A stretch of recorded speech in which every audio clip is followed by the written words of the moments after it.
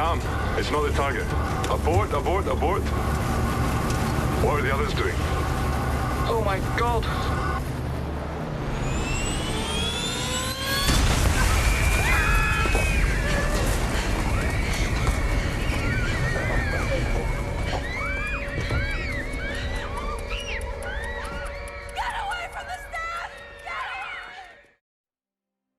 Hello everyone, I'm Johnny and today we're taking a look at The Shadow in My Eye. That's the movie, also known as The Bombardment, a 2021 Danish war drama distributed by Netflix.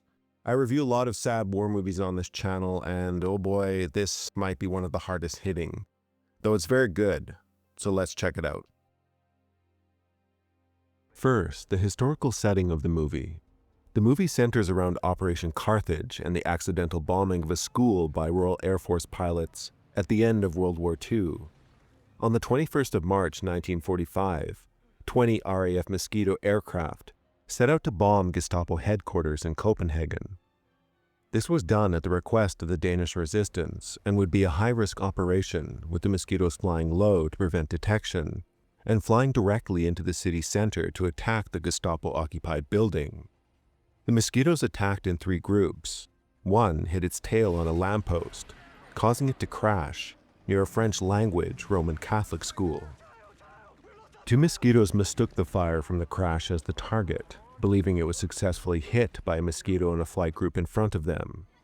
The 2 Mosquitoes dropped their bombs, hitting the French school, killing 86 children and 19 adults. Another 67 children and 35 adults were wounded. The Shadow in My Eye is just over an hour and 40 minutes in length, but it covers a lot of emotion and trauma surrounding the incident from many perspectives.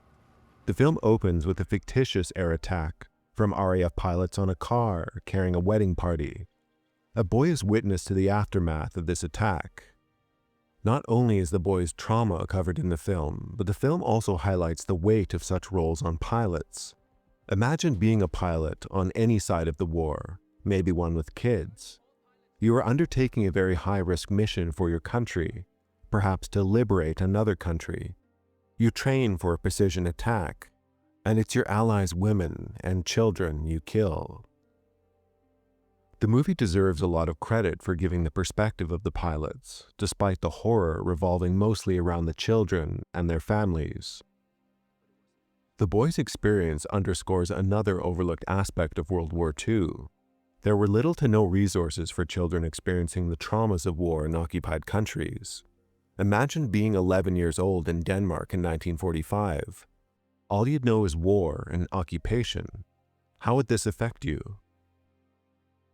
The movie builds up to the school bombing in a slow way, but does try to prepare you for the violence that will come.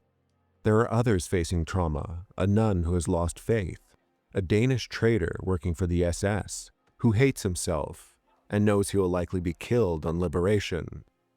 The movie also highlights some of the violence faced by resistance fighters in this last year of the war.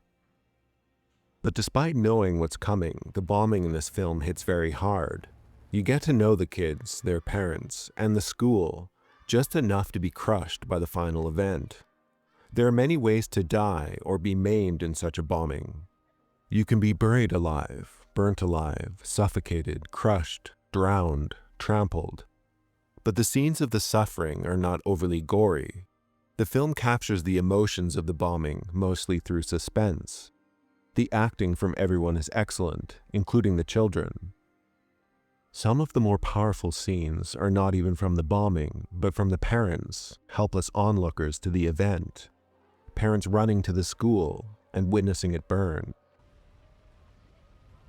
One boy who survives the blast, the same boy who experienced trauma from the beginning of the film, being a student of the school, is asked to help ID children being taken to the hospital so their parents can be notified.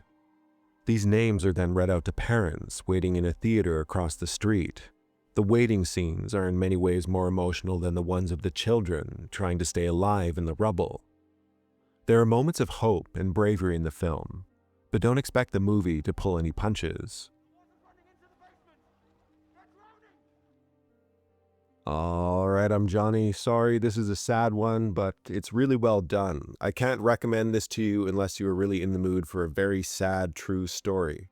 However, these stories are very important as these events are still occurring in Europe and around the world, and we should feel sick about it.